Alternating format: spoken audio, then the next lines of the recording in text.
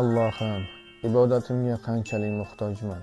Umid qilgan narsalarimning ba'zilari amalga oshmasligi mumkinligini aniq bilaman. Va ehtimol uning amalga oshmasligida men uchun yaxshilik bordir. Shunga qaramay yuragim umidga yopishib, xohlagan narsasini orzu qiladi va chin dildan umid bilan eshigingizni taqillatdi. Ey Xudo, men sening taqdiringdan to'liq mamnunman va sening donoligingga to'liq aminman. Bilamanki, sen quling uchun faqat yaxshi va rahimli narsalarni tanlaysan.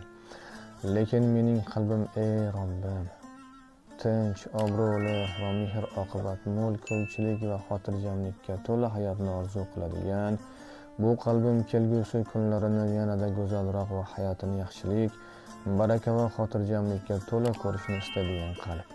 Ey Robbim, sen bir narsaga bo'l deysan, u bo'ladi. Osmonda ham, yerda ham sen uchun imkonsiz narsa yo'q. Sen saxovatli beruvchisan, cheksiz beruvchisan, Robbim.